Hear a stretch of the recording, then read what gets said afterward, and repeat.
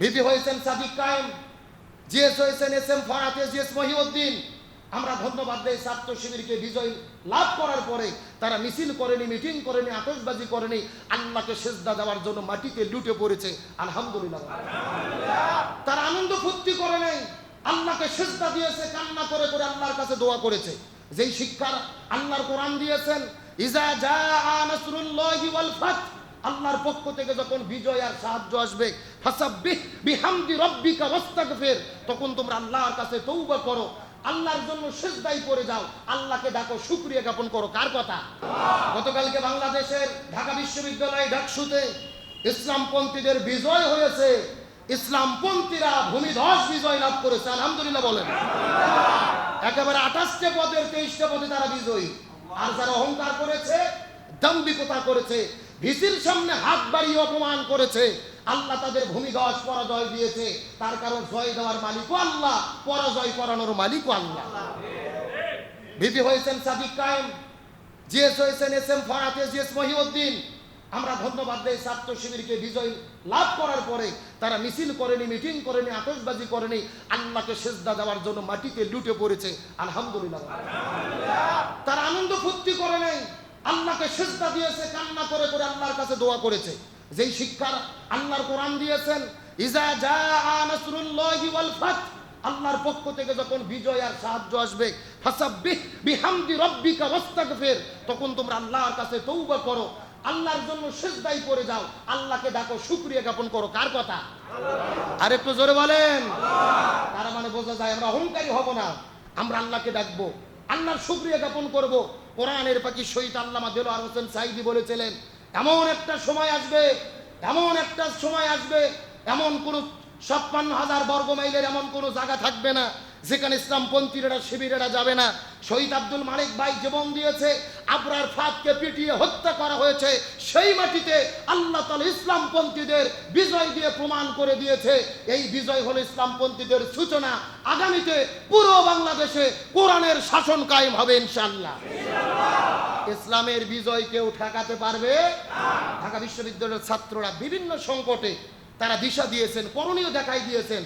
গতকালকেও তারা রায় দিয়ে বুঝিয়ে দিয়েছেন, ইসলাম যদি বাংলাদেশে আসে তাহলেই শান্তি আসবে, ইসলাম ছাড়া কখনো শান্তি আশা করা যায় না। 21 নম্বর পারা 19 নম্বর পৃষ্ঠার 2 নম্বর লাইন 21 নম্বর আয়াতে কারিমা তাফসীর ফি জিলালিল কোরআন আল্লামা সাইয়্যিদ কুতুব রাহমাতুল্লাহ আলাইহি বর্ণনা করে বলেন, নবীর জীবনের মধ্যে আমি আল্লাহ তাআলা তোমাদের জন্য উত্তম আদর্শ রেখে দিয়েছি। ওই নবীর জীবনের আদর্শটাকে তোমাদের গ্রহণ করতে হবে।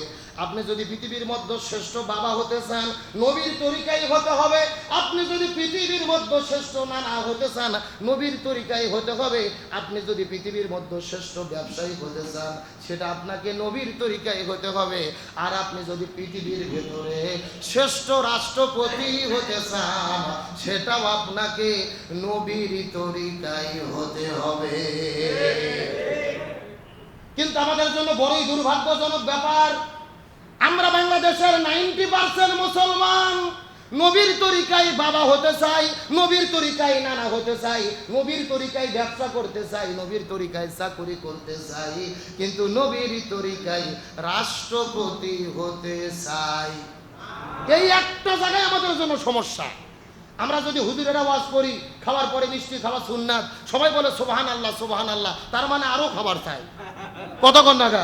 কিন্তু আমরা যখন ওয়াজ করি জেলে যাওয়া সুন্নাত, আমার যদি 3.5 বছর জেলে বন্দী ছিলেন, 27টা জিহাদের নেতৃত্ব দিয়েছেন, উহুদের ময়দানে দমদম মোবারক শহীদ করেছেন, রক্ত ঝরিয়েছেন, এই ওয়াজগুলো যখন আমরা করি, তখন কিছু লোক লাফ দিয়ে উঠে বলে, এই হুজুর রাজনীতি করে রে।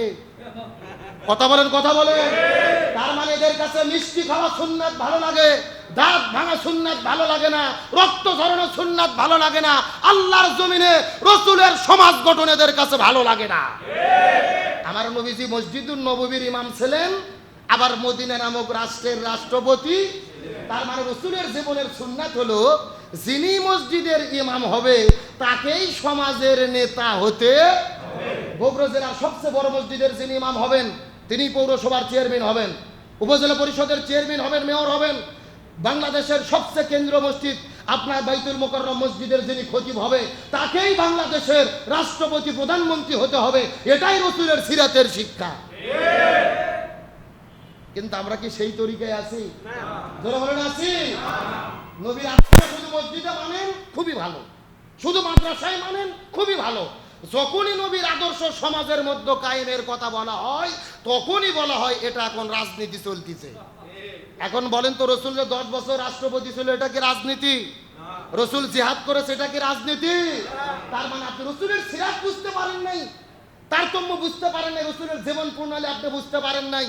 তবে সত্যের পক্ষে যদি আমরা থাকি, যদি আদর্শ বাস্তবায়ন করতে যাই, আমাদের বিপদ হবে কি হবে না? তবে সত্যের পক্ষে যারা থাকে তাদেরকে বিজয় দান করবে কে? আরো জোরে বলেন কে? গতকালকে বাংলাদেশের ঢাকা বিশ্ববিদ্যালয় ডাকসুতে ইসলামপন্থীদের বিজয় হয়েছে। ইসলামপন্থীরা ভূমিধস বিজয় লাভ করেছে, আলহামদুলিল্লাহ বলেন।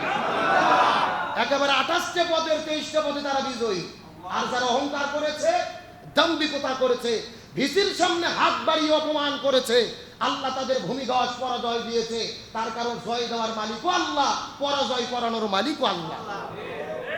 ভিপি হয়েছেন সাদিক কায়েম, জিএস হয়েছেন এসএম ফরহাদ জিএস মহিউদ্দিন। আমরা ধন্যবাদ দেই ছাত্র শিবিরকে বিজয় লাভ করার পরে তারা মিছিল করেনি, মিটিং করেনি, আতশবাজি করেনি, আল্লাহকে সেজদা দেওয়ার জন্য মাটিতে লুটে পড়েছে, আলহামদুলিল্লাহ। তারা আনন্দ ফুর্তি করে নাই, আল্লাহকে সেজদা দিয়েছে, কান্না করে করে আল্লাহর কাছে দোয়া করেছে। যেই শিক্ষা আল্লাহর কোরআন দিয়েছেন, ইজা জাআ নাসরুল্লাহি ওয়াল ফাত, আল্লাহর পক্ষ থেকে যখন বিজয় আর সাহায্য আসবে, ফাসাব্বিহ বিহামদি রাব্বিকা ওয়াস্তাগফির, তখন তোমরা আল্লাহর কাছে তওবা করো, আল্লাহর জন্য সিজদায় পড়ে যাও, আল্লাহকে ডাকো, শুকরিয়া জ্ঞাপন করো। কার কথা? আর একটু জোরে বলেন।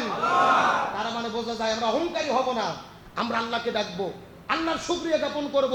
কোরআনের পাখি শহীদ আল্লামা দেলোয়ার হোসেন সাঈদী বলেছিলেন, এমন একটা সময় আসবে, এমন একটা সময় আসবে, এমন কোন 56,000 বর্গ মাইলের এমন কোনো জায়গা থাকবে না যেখানে ইসলামপন্থীরা শিবিরেরা যাবে না। শহীদ আব্দুল মালিক ভাই জীবন দিয়েছে, আবরার ফাঁদকে পিটিয়ে হত্যা করা হয়েছে, সেই মাটিতে আল্লাহ তাআলা ইসলামপন্থীদের বিজয় দিয়ে প্রমাণ করে দিয়েছে এই বিজয় হলো ইসলামপন্থীদের সূচনা। আগামীতে পুরো বাংলাদেশে কোরআনের শাসন কায়েম হবে ইনশাআল্লাহ। ইসলামের বিজয় কেউ ঠেকাতে পারবে না।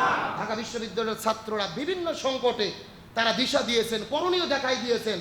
গতকালকেও তারা রায় দিয়ে বুঝিয়ে দিয়েছেন, ইসলাম যদি বাংলাদেশে আসে তাহলেই শান্তি আসবে, ইসলাম ছাড়া কখনো শান্তি আশা করা যায় না।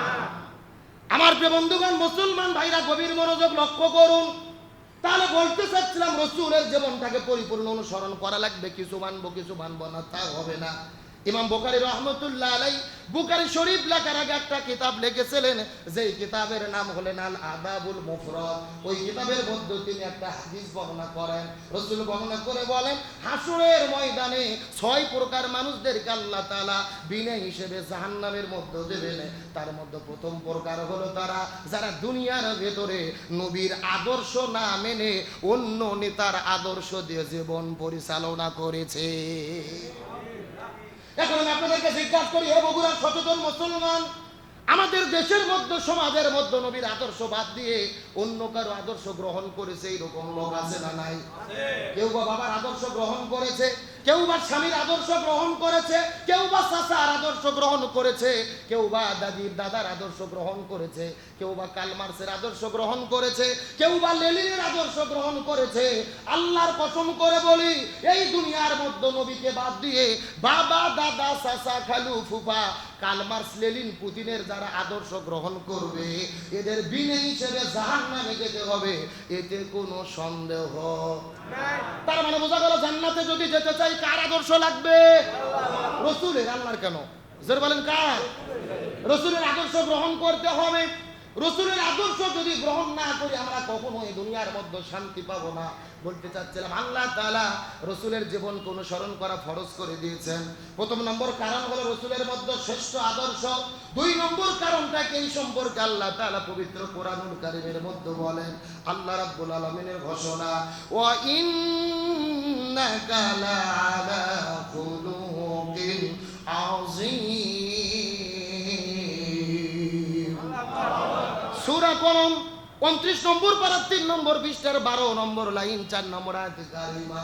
তাফসীর ইবনে কাসিরের মধ্য থেকে বলতেছি, আল্লাহ রাব্বুল আলামিন বলে, হে পৃথিবীর মানুষেরা ভালো করে বোঝার চেষ্টা করো, আমি নবীর জীবনের ভেতরে এত সুন্দর উত্তম চরিত্র দান করেছি, যেমন চরিত্র পৃথিবীর মধ্যে আর কারুর মধ্যে দান করে নাই। আম্মা জান মায়েশা সিদ্দিকা রাদিয়াল্লাহু তাআলার কাছে যাওয়ার পরে কিছু সাহাবীরা জিজ্ঞেস করে বলেন, আম্মা জান আপনি একটু বলেন তো নবীর চরিত্রটা কেমন ছিল? আম্মা জান ডাকতে বলে, এ পৃথিবীর মানুষেরা তোমরা কি কোরআন পড়ো নাই?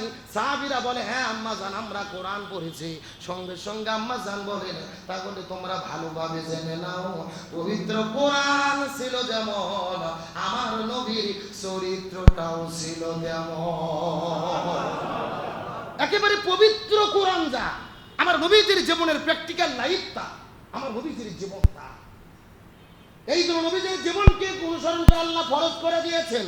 এক নম্বর কারণ হলো নবীর মধ্যে রয়েছে শ্রেষ্ঠ আদর্শ, দুই নম্বর কারণ হলেন শ্রেষ্ঠ চরিত্র, আর তিন নম্বর কারণ সম্পর্কে আল্লাহ তাআলা কত চমৎকার করে বলেন, ওয়ামা আরসালনাকা ইল্লা রাহমাতাল লিল আলামিন। সূরা আম্বিয়া 17 নম্বর পারা 13 নম্বর পৃষ্ঠার 6 নম্বর লাইন 107 নম্বর আয়াতে কারিমা আল্লাহ রাব্বুল আলামিন বলে, হে পৃথিবীর মানুষেরা ভালো করে বোঝার চেষ্টা করো, আসমান জমিন গ্রহ পর্বত নক্ষত্র জ্যোতিষ্ক মণ্ডলী এই দুনিয়ার ভেতরে যা কিছু তোমরা দেখতে পারো, আমি আল্লাহ তাআলা যতগুলো জগৎ সৃষ্টি করেছি প্রত্যেকটা জগতের রহমত স্বরূপ আমি আমার নবীকে জমিনে প্রেরণ করেছি। এই নবী যে আমাদের জন্য ছিল রহমত, কিন্তু নবীর যেমনটা আমরা কেমন ভাবে অনুসরণ করব, লক্ষ্য করে কিছু কথা বলে আপনাদের মধ্য থেকে বিদায় নিব। ভালো করে বোঝার চেষ্টা করেন। আমাদের নবীজি 17 বছর বয়সের ভেতরে এই জমিনের মধ্যে একটা দল গঠন করেছিলেন, যেই দলের নাম হলেন হিলফুল ফুজুল। কি নাম বললাম? এই হিলফুল ফুজুল নামক দলটা গঠন করার পরে 17 বছর থেকে শুরু করে 40 বছর পর্যন্ত নবীজি 23 বছর ধরে চেষ্টা করেছে এই জমিনের মধ্যে শান্তি কায়েম করার জন্য। কিন্তু দুর্ভাগ্যজনক ব্যাপার হলো 23 বছর নবী চেষ্টা করার পরেও এই দুনিয়ার ভেতরে শান্তি কায়েম করতে পারলো। কথাগুলো সুন্দর করে বোঝার চেষ্টা করবেন। স্বয়ং নবী 23 বছর ধরে চেষ্টা করলেন, কিন্তু দুনিয়ার মধ্যে শান্তি কায়েম করতে পারলেন না। কিন্তু নবীজির বয়স যখন 40 বছর হয়ে গেল, আল্লাহ নবীজির উপরে যখন কোরআন নাজিল করলেন, নবীজি কোরআনের দাওয়াত যখন দেওয়া শুরু করে দিলেন, ওই কোরআন জমিনে বাস্তবায়ন হলো, সমাজে প্রতিষ্ঠা হয়ে গেল। 40 বছর থেকে শুরু করে 63 বছর পর্যন্ত 23 বছর নবী চেষ্টা করলেন, এই দুনিয়ার মধ্যে শান্তি কায়েম হয়ে গেল। নবীজির জীবনটাকে দুই ভাগে ভাগ করার চেষ্টা করেন। নবুয়ত পাওয়ার আগের হলো 23 বছর, পরের হলো 23 বছর। আগে 23 বছর নবীজি চেষ্টা করলেন, কিন্তু দুনিয়ার মধ্যে শান্তি কায়েম করতে পারলো না। পরের 23 বছর নবীজি কেন শান্তি কায়েম করতে পারলো? এর পেছনে কারণ হলো, আগের 23 বছরে নবীজির দল ছিল, কিন্তু নবীজির দলের ভেতরে আল্লাহর কোরআনের সংবিধান ছিল না। আমি কি বুঝতে চাই, আপনাকে বুঝতে পারছেন? এ আমার মতো ছুটকে ফাটকে হুজুর আর তেল তেল গোয়েন্দার নেতা তো বহু দূর। স্বয়ং নবী চেষ্টা করছে, নবী তার দলের দ্বারা 23 বছর ধরে এই জমিনে শান্তি কায়েম করতে পারেনি। কারণ তখন নবী ছিল, নবীর দল ছিল, আল্লাহর কোরআনের সংবিধান ছিল না। তার মানে বর্তমানে বাংলাদেশে যেই দলগুলো শান্তি কায়েম করতে চাচ্ছে, ওই দলের দ্বারা শান্তি কায়েম সম্ভব না, যেই দল আল্লাহর কোরআনের সংবিধান দিয়ে পরিচালিত হয় না। কথা কি ক্লিয়ার না ভেজাল আছে? যারা নিজেরাই কোরআন দিয়ে চলে না, ওদের নিজেদের মধ্যে তো মারামারি করে 1 বছরে 110 জন কুপকাত। কথা বল না, যাদের নিজেদের কাছে নিজেরা নিরাপদ নয়, ওরা কি দেশ সমাজ রাষ্ট্র নিরাপদ দিতে পারবে? স্বয়ং নবী পারেনি, কোরআন সংবিধান না থাকার কারণে। তার মানে বোঝা গেল, তাম পৃথিবীতে যদি শান্তি কায়েম করতে চায়, কোরআনের নীতি জমিনে কায়েম করতে হবে। কোরআন ছাড়া জমিনে শান্তি আশা করা যায় না। আমার বন্ধুগণ, মুসলমান ভাইরা গভীর মনোযোগ লক্ষ্য